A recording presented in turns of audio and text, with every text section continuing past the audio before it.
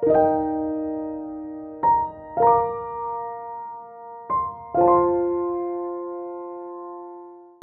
lo corona ini konspirasi atau real? Pertanyaan berat banget. Real. Tapi ada juga sih yang bilang konspirasi.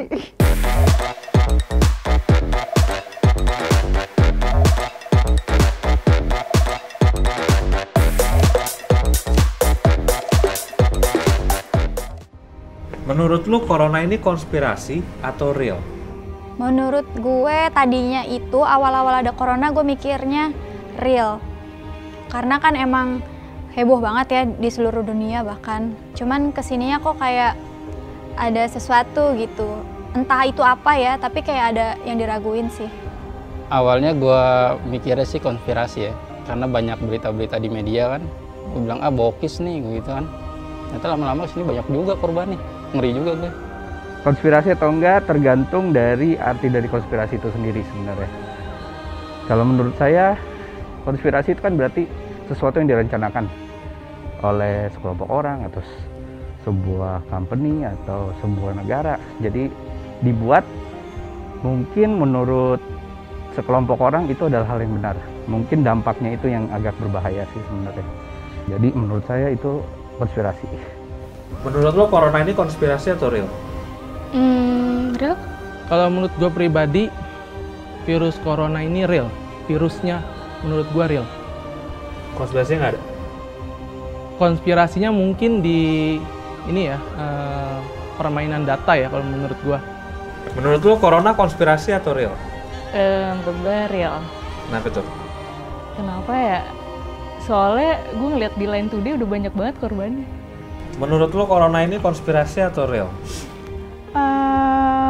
Real. Tapi ada juga sih yang bilang konspirasi. Kalau lo sendiri? Kalau menurut gue sih, selama yang gue pantau baca berita, ini real. Konspirasi. Yang konspirasi apanya? Kan menurut dari Cina sana kan corona itu kan dia berasal dari kelelawar kan. Nah, dari dulu tuh Manado jual daging kelelawar tapi tetap aja sehat, nggak ada virus corona kan. Menurut gue konspirasi sih. Menurut lo corona ini konspirasi atau real? Menurut gue real sih. Ini kan bencana kan, musibah banyak orang. Kayaknya nggak bijak kalau lu bilang konspirasi deh. Jadi menurut lo sekarang corona ini ada nggak sih virusnya? Ada sebenarnya virus corona menurut gue. Tapi selama ini ya gue sih kerja aja ya. Karena kan emang tuntutan pekerjaan. Yang penting ya tetap jaga jarak sama jaga kebersihan aja sih. Buat keamanan semuanya juga. Tapi virusnya itu real atau enggak? Virus itu pasti real. Cuman bisa dibuat atau memang secara alami ada. Tapi menurut saya virus ini ya kebanyakan dibuat. Coronanya itu real ada benar? Yes, definitely. Karena sudah terbukti beberapa banyak orang yang meninggal, beberapa banyak orang yang terinfeksi. Dan penyebarannya sangat besar sekali gitu. Terus tanggapan lu buat orang-orang yang bilang ini konspirasi, terus ada social influencer yang ngajakin buat jangan PSBB, nggak usah rapid test, gitu-gitu. Menurut gua ini tuh real dan itu tuh benar-benar korban yang kena corona itu tuh menurut gua tuh bener nyata ada gitu. Terus kalau ada orang yang bilang jangan PSBB, jangan rapid test, menurut gua itu tuh harus pemerintah, kita semua tuh justru harus sama-sama bergandengan tangan sih. Corona justru seharusnya cepat berlalu, cepat selesai, buat korbannya semakin menurun, tingkatnya lebih rendah gitu, lebih banyak orang sembuh. Gue bodo amat sih sebenarnya sama orang-orang kayak gitu. Mungkin kalau dia udah kena kali ya baru ngerasain real gitu ya. Biarin aja kalau gue mah. Bodo amat kalau gue. Tanggapan lu buat orang-orang yang bilang ini konspirasi, sampai ada yang ngajak jangan rapid test lah, ada social influencer yang bilang suntikin corona ke gue biar kebukti lah, ada yang jangan ngajakin PSBB lah, gimana? Kayak kita tuh nggak tahu toh ini bener atau enggak, misalnya ini memang beneran konspirasi dan misalnya toh itu lu disuntik juga nggak kena, tapi kalau misalnya lu apes-apesnya tiba-tiba kena, kan yang repot juga lu sendiri, lu kayak kemakan omongan sendiri. Kalau menurut gue itu satu pendapat yang ya sebenarnya sih wajar aja ya, karena masing-masing orang punya pendapat. Tapi akan sangat keterlaluan karena ini nggak cuman dialamin satu negara, tapi ini dialami oleh seluruh dunia. Dan yang mati itu nggak sedikit gitu loh. Terus tanggapan lu buat orang-orang yang bilang ini konspirasi, terus ada social influencer yang ngajakin buat jangan PSBB, nggak usah rapid test, gitu-gitu. Mungkin imajinasi dia terlalu liar atau dia terlalu berpikir yang macem-macem, jadinya ya mereka punya persepsi masing-masing, jadi ya entah.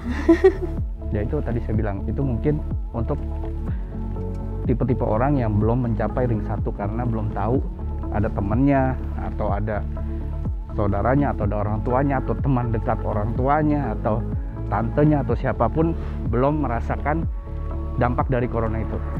Walaupun sekarang sebenarnya kalau ke rumah sakit mau sakit apapun dibilang corona, padahal belum tentu itu juga corona sih sebenarnya. Memang untuk di beberapa negara kesannya corona tuh dibesar-besarkan lah. Mungkin karena zaman sekarang kan sosial media itu sangat gampang sekali, jadi orang sangat gampang dibuat takut. Tapi sebenarnya ini real, cuman memang agak dibesar-besarkan sebenarnya. Ya lu udah banyak korban jiwa, mas saya bilang hoax virusnya gimana? Terus yang mati itu 400 lebih, yang mati dibilang hoax juga. Tanggapan gue sih ya lu buktiin dengan data aja gitu. Kalau lu ingin meyakinkan orang lain kan lu harus punya data yang kuat kan, masalahnya gitu. Cuma kalau misalnya lu cuma ngomong koar-koar tapi nggak ada data yang jelas, ya udah lu otomatis, gue nggak tahu sih orang itu mungkin cari sensasi atau apa, kita kan nggak tahu. Kalau tanggapan gue buat orang yang mendukung konspirasi tentang corona ini sih, sampai ngajak-ngajakin orang salaman segala macam, itu melanggar PSBB ya. Sangat disayangkan sih, maupun itu konspirasi maupun bukan, ya udahlah kita tetap ikutin kata pemerintah aja buat jaga-jaga kan. Dampak corona dalam hidup lu apa nih? Susah nongkrong, susah ketemu teman, biasanya mau balik ketemu kakak juga jadi susah. Efek sih, ngaruh sih, maksudnya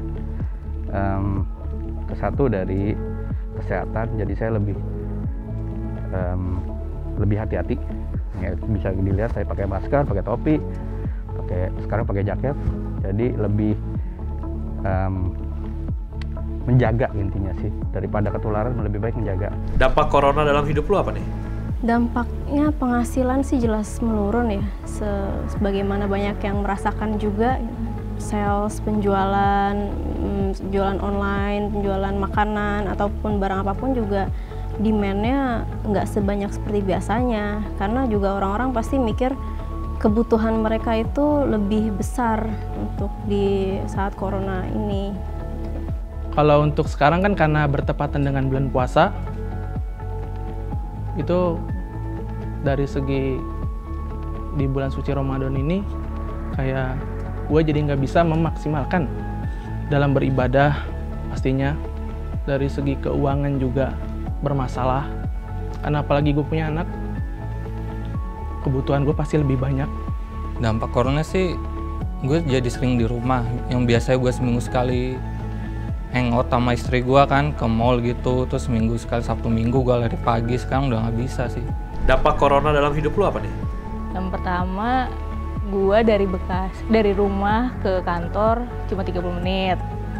Itu sih yang menurut gue seneng banget gitu. Jadi lu lebih mementingkan jalan lu 30 menit dibanding korban corona ribuan itu? Iya benar kali. Duit lagi.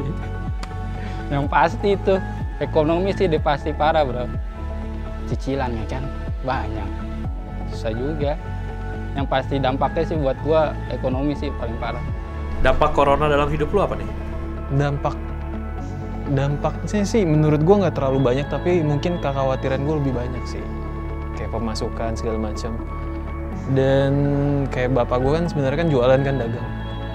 Nah itu dia nggak boleh dagang lagi tuh karena bukan bahan-bahan pokok yang dijual. Boleh tahu dia jualan? Jualan topi. Kalau mau beli topi boleh, silakan. Jual masker juga. Lo udah melakukan apa yang pemerintah suruh nggak selama corona ini? Nggak semua sih, Ya kayak penggunaan masker gue pakai, tapi ini enggak nih. Susah ngomongnya kan kalau pakai masker. Lebih bersih, maksudnya kayak cuci tangan. Gitu sih, jaga jarak sih gue ini sih melakukan itu sih. Yang gue nggak lakuin apa ya? Sejauh ini yang gue lakuin sih kalau pergi kemana-mana pakai masker, terus nggak nekat yang naik ojek online boncengan. Kan suka ada tuh yang ordernya gosen tapi ternyata dianya nebeng sama abang Gojek, abang Grab gitu kan. Terus gue juga jarang keluar rumah sih kalau nggak bener-bener urgent untuk belanja. Itu pun belanja gue jadwalin kayak maksimal seminggu sekali gitu. Lo udah melakukan apa yang pemerintah suruh nggak selama corona ini? Pemerintah suruh untuk stay at home, itu saya lakukan. Tapi karena kebutuhan di kantor, jadi saya tetap bekerja di kantor, tidak melakukan hangout bersama orang-orang. Itu saya juga lakukan. Gue sendiri ngelakuin sih, kayak nggak mudik. Kan harusnya biasanya mudik gue ya setiap tahun kalau misalkan lebaran. Nggak akan mudik, udah gitu ya agak kurang-kurangi berkumpul-kumpul gitu sih. Di pekerjaan pun juga gue yang biasanya ngumpul udah diminimalisir, nggak ngumpul. Malah yang ada di ruangan sendiri-sendiri, tetap social distancing sih. Lo udah melakukan apa yang pemerintah suruh nggak selama corona ini? Gue jujur sih sebelum adanya ini gue tuh orangnya nggak jarang cuci tangan. Ya mungkin kalau untuk makan cuci tangan, tapi kalau untuk kegiatan dari keluar rumah sampai masuk rumah, bahkan gue biasanya juga sehari-hari setiap kali pulang kerja gue pasti masuk ke kamar, jaket gue gantung, terus gue langsung tidur. Tapi dengan adanya corona, gue harus buka jaket itu di luar, cuci tangan sebelum masuk kamar, baru gue bisa ketemu anak sama istri gue.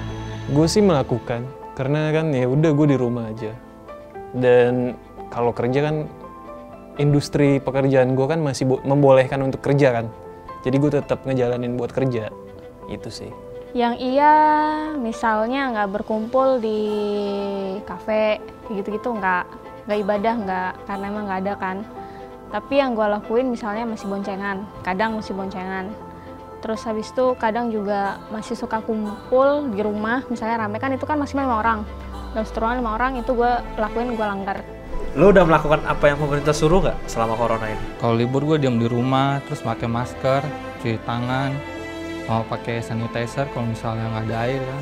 Ada nggak dampak positif selama corona ini? Dampak positif selama corona yang gue rasain sekarang sih jadi lebih bersih ya. Udah gitu nggak semua orang gampang kita yang nggak kenal sosok SKSD gitu.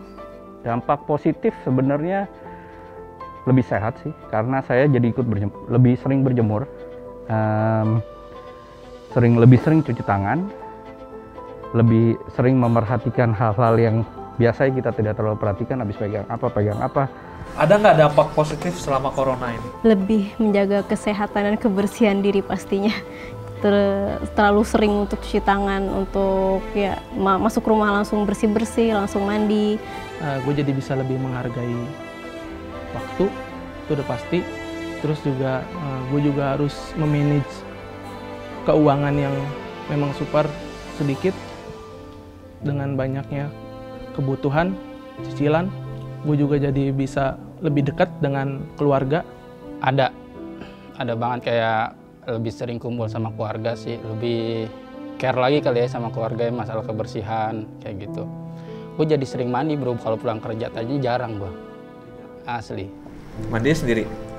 Kadang berdua, kan udah nikah, nggak apa-apa lah. Ada nggak dampak positif selama corona ini? Dampak positif yang pasti sekarang lebih bersih, itu ke fisiknya ya. Tapi kalau gue ngerasain positifnya lagi adalah kita jadi lebih perhatian sama keluarga kita juga. Dampak positifnya ada sih, sering di rumah sama sering cuci tangan. Jadi tadinya juga malas cuci tangan, jadi sekarang saya rajin cuci tangan. Kalau pulang kerja malam biasa gue nggak mau mandi, jadi disuruh mandi. Ada nggak dampak positif selama corona ini? Nggak macet doang. Terus kayaknya lebih bersih deh udara. Dampak positifnya ya gue jadi lebih ngerawat diri gue aja sih, Bang. kayak cuci tangan, mandi setelah bekerja. Perilaku orang Indonesia akan berubah nggak setelah corona ini? Enggak sih kalau gua. Ini mungkin untuk sebagian orang aja sih ya. Tapi kalau untuk dengan apa kayak masyarakat banyak itu gua rasa enggak sih. Salaman enak nggak? Enggak. Setelah corona? Enggak. Tetap ada? Tetap ada. Menurut gue perilaku orang Indonesia setelah corona kemungkinan ya pasti akan ada perubahan ya, yang tadinya malas mandi jadi sering mandi, jadi lebih bersih gitu. Perilaku orang Indonesia akan berubah nggak setelah corona ini? Sedikit berubah akan. Berubahnya mungkin cuci tangan sering akan iya. Ketemu orang mungkin akan lebih menjaga jarak. Tapi perubahan yang drastis sih enggak, karena sekarang masa PSBB pun sekarang sudah bulan Mei, yang masih banyak orang yang belum melakukan yang seharusnya dilakukan. Mungkin mereka akan kembali ke habitnya sebelumnya, kebiasaan buruk sebelumnya. Mungkin aja ada yang karena terbiasa pakai masker, akhirnya besok-besoknya selanjutnya dia akan menggunakan masker seterusnya. Tapi untuk yang lainnya gue nggak yakin sih. Perilaku orang Indonesia akan berubah nggak setelah corona ini? Kejadian virus ini nggak cuma sekali doang. Soalnya Indonesia pernah ngalamin virus yang sama seperti virus flu burung. Dulu orang-orang disuruh memusnahkan burung, tidak melihara burung, ayam, unggas, tapi sekarang mereka tetap melihara. Ya mungkin setelah ini berlalu ya mereka akan kembali lagi. Mungkin sedikit bisa berubah. Kayak misalnya pakai masker, terus pakai sarung tangan, itu mungkin bisa berubah. Jadi dari yang awalnya dipaksa untuk pakai masker, nanti akan jadinya suatu kebiasaan juga. Karena udah lama dilakuin terus-menerus. Perilaku orang Indonesia akan berubah nggak setelah corona ini? Kayaknya sih bakal berubah. Kayaknya salam-salaman itu bakal berubah deh. Jadi nggak nyentuh gitu. Karena masih trauma, mungkin masih ada rasa takut. Perilaku orang Indonesia akan berubah nggak setelah corona ini? Mungkin salaman tidak akan lagi ada di muka bumi ini. Bakal ada kayak lu harus berjarak ngantri di kasir. Oke guys, terima kasih udah nonton video barusan. Jangan lupa WhoCares akan mengadakan podcast yang bernama We Care, dan kalian bisa terlibat langsung jadi narasumber kita. Bila kalian memiliki cerita yang menarik untuk disampaikan ke publik, kalian bisa email ke kita di sini, yaitu id.whocares@gmail.com. Tapi terbatas untuk yang di Jakarta aja ya guys. Oke, thank you.